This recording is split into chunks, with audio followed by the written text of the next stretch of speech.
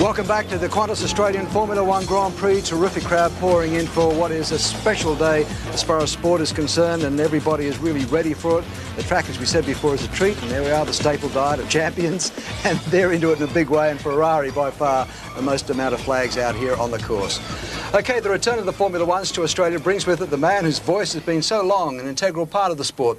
We welcome back Murray Walker and sidekick, ex-Formula One ace Martin Brundle. Welcome to Wide World of Sports, and you have brought some good weather with you, fellows. Ken, as ever, it's wonderful to be back in Australia, and you've done us proud for the first Grand Prix of the year. Martin, I was only saying in the commercial break that other than Gerhard Berger, you've raced in more Australian Formula One Grand Prix than any other driver. You're not here, and Gerhard's not here for the first time. No, we're all missing Gerhard because he was such a great character, of course, but at least I'm lucky enough to be coming and participating even if it's in a smaller way. Murray, it is indeed a changing the guard, the marching of time, isn't it? It is, but Gerhard had an extremely good innings. He won a lot of races. He had a great career. We're obviously sorry to see him go, but at least he's gone out, Ken, without hurting himself. He's made a lot of money. He's got some great memories, and he'll be back. He's going to come and attend Grand Prix. Yes, you could say that. Which are always good aces out of that. Okay, let's take a look at the top 12 qualifiers for Australia's Grand Prix this afternoon, and over to you, Murray. Well, Mika Hakkinen, and the most amazing thing is that he's only 0.6 of a second outside last year's pole position time. The two McLarens up top on the Bridgestone tyres, and that looks as though they're going to put them in a very commanding position for the race itself.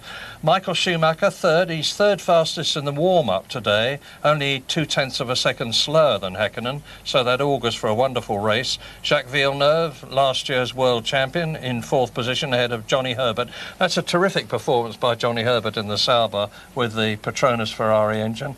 And Heinz-Harald Frentzen has again been out-qualified by his teammate Jacques Villeneuve. He won't be too happy with that.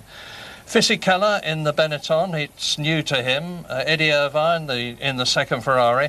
Ralf Schumacher's gone extremely well this morning, fourth fastest behind his brother. Damon in the top 10 there, but this morning he went better. Alexander Wurz went off yesterday. That's the new Austrian driver in the Benetton. Jean Alesi, well down in comparison with Johnny Herbert. There's a lot of team rivalry there, obviously, because the first person you have to beat in a team is your teammate. All right, well, we've got this terrific setup this afternoon. The McLaren's going so very well. Martin, the definitive difference between the way Hakkinen drives and the way Coulthard is driving. We've got Hakkinen here.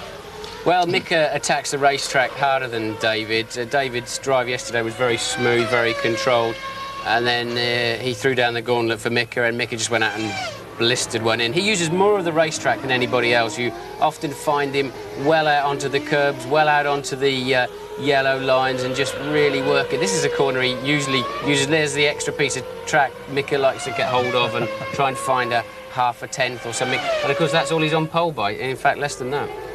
I mean, what a turnaround in the off-season. This was being predicted, though, that these fellows would be on the track and doing very well coming the season. They've got all the elements they need this year, Ken. Two fine drivers, a jolly good car designed by Adrian Newey, who was with Williams. They've got a new Mercedes engine now into their third year of Grand Prix racing with the team. And they've got the Bridgestone tyres, which seem to be the ones so far to fit this year. But Goodyear will be fighting back. But it looks at the moment as though the McLaren are going to have the dominance that we expected them to have.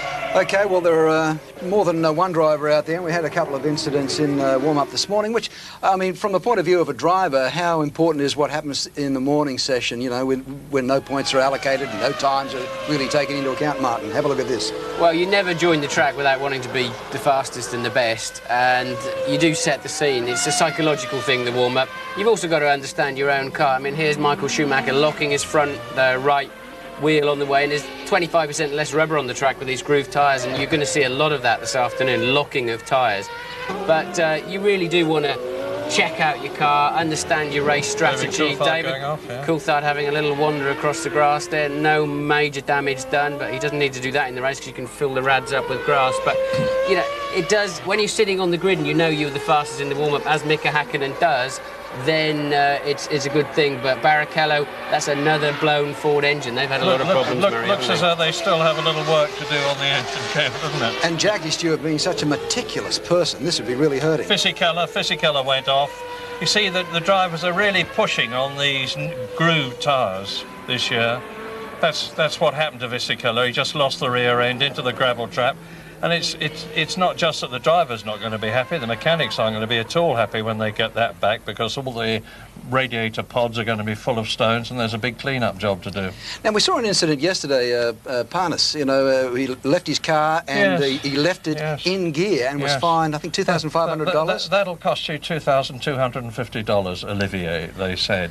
And you see, the thing is, Ken, if the driver doesn't leave the car in neutral and with the steering wheel on, they have to take the steering wheel off just to get out of the car. Yeah. And if he doesn't leave it in neutral, the marshals don't know how to operate a car gearbox these days, and they've got to be able to push it away. And so safety is all important, and he's had the book thrown at him. Well, that means you can't go to the casino later on this night, maybe. Who knows? We've got a very important part of the day coming up right after the break. We have the driver's photograph, and that's always interesting to see, particularly how they interact at the first Grand Prix of the season. We'll be back right after this. Yes, we will.